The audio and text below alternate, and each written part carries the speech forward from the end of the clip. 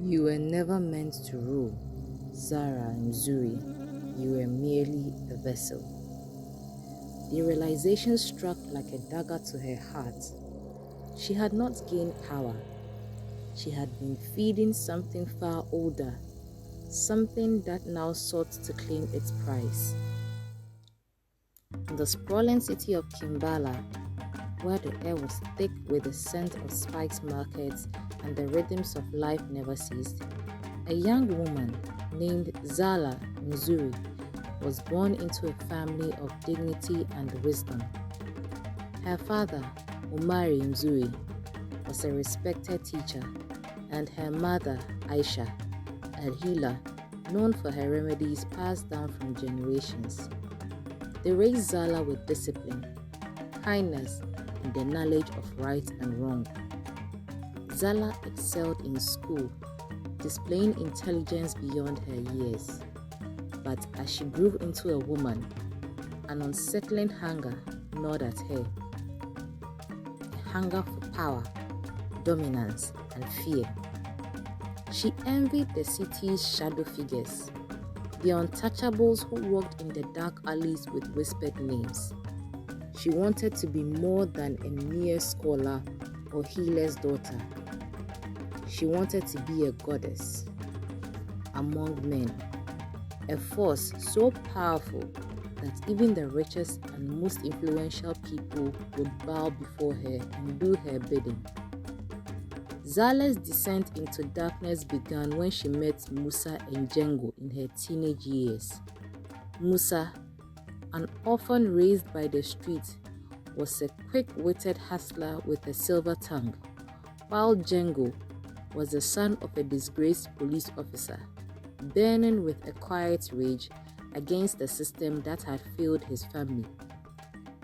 Together, the three formed an unbreakable bond, drawn together by their shared dissatisfaction with life's limitations. One evening, while working as a server at an upscale hotel, Zala overheard a conversation between two important business guests.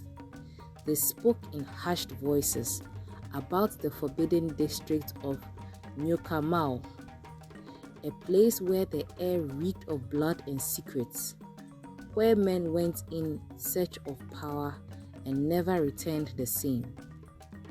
The idea fascinated her, and after days of reckless debate, she convinced Musa and Django to seek it out with her.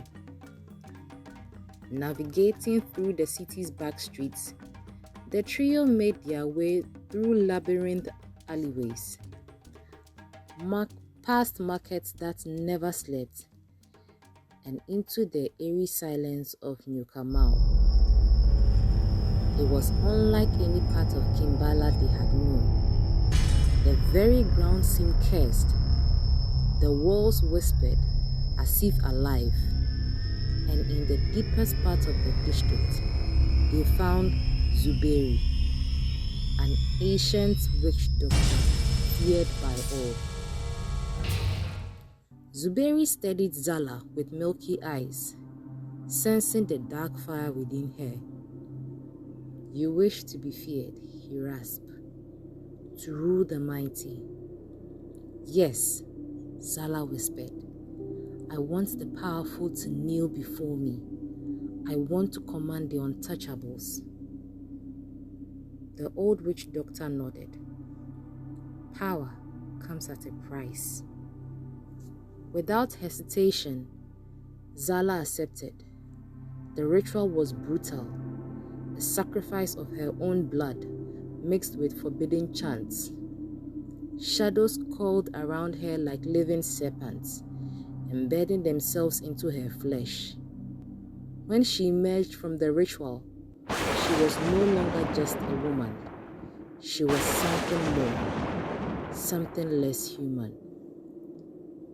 Musa and Django, not wanting to be left behind, also underwent their own transformations. Musa, obsessed with wealth and influence, was given the power of deception. His words could bend reality itself, making lies indistinguishable from truth. He could convince the innocent to betray their beloved ones, make the rich give away their fortunes, and turn enemies against each other with a single phrase. Django, consumed by his thirst for vengeance, was granted the strength of 100 men and a body impervious to harm. He became a force of destruction, feared and unstoppable. Yet, as his power grew, so did his rage, until it no longer had direction.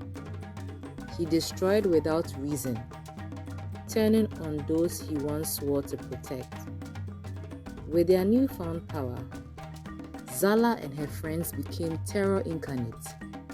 Her name echoed in every fearful whisper. Businesses paid her tribute, rivals vanished, and the police dared not cross her path. The wealthy and influential found themselves mysteriously drawn to her, unable to resist her will. Politicians, moguls, and crime lords alike fell under her spell, carrying out her desires without question. Her very presence twisted the air with a chilling aura. No weapon could harm her, no enemy could best her. But with every victory, an unsettling emptiness grew inside her. Nightmares plagued her sleep, visions of twisted faces, agonized screams, and the ever-present whisper of Zuberi's voice. The price is never fully paid. Her friends relished their new power, but Zala began to question its worth. The city bowed to her, but her soul rotted. Her mother no longer met her eyes. Her father's proud voice had withered into silence, and her reflection in the mirror seemed less and less human. Then, the shadows began speaking to her. They whispered secrets, maddening and insidious, revealing that Zuberi had never given power freely. The pact had a debt that was now due. Zala's body began to wither, her skin darkening like charred wood, her veins turning black. The more she used her powers, the more she felt her essence slipping into something unfathomable. One night, Zala confronted Zuberi, demanding answers, demanding freedom. The old witch doctor merely chuckled. "You were never meant to rule, Zala Mzuri. You were merely a vessel." The realization struck like a dagger to her heart. She had not gained power. She had been feeding something far older, something that now sought to claim its prize. Desperate, Zala turned to her parents. Her mother wept. Her father refused to look at her. But in a final act of love, they led her to a hidden shrine, one that housed the city's forgotten guardians, forces of light that had long battled the darkness. Zala begged for redemption, but the spirits do not erase debts. Instead, they offered her a choice: to let the darkness consume her entirely, or to use her remaining strength to seal away the evil she had unleashed at the cost of her own life. In a rare moment of clarity, Zala made her decision. With the last of her humanity, she channeled the ancient power, dragging the darkness from within herself and locking it away in a sacred prison beneath the city. The process was agonizing, stripping her down to nothing but bones and whispers. When dawn rose over Kimbala, Zala Mzuri was gone. In her place, only a pile of dust remained. Her name was struck from records, her deeds never spoken again.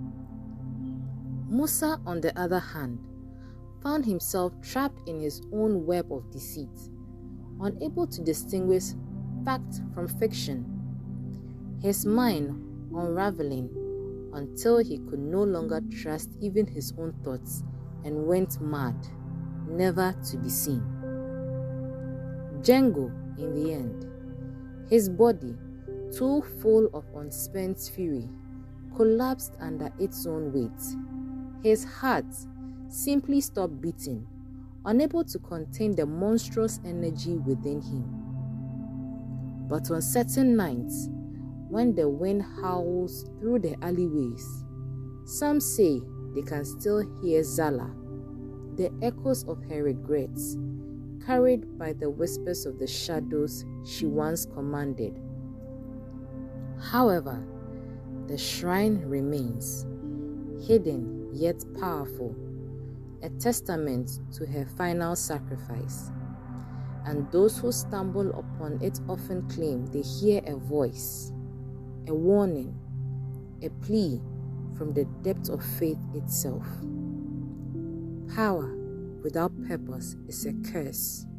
Seek wisdom, not dominance, for even the strongest can fall, but only the wise truly rise.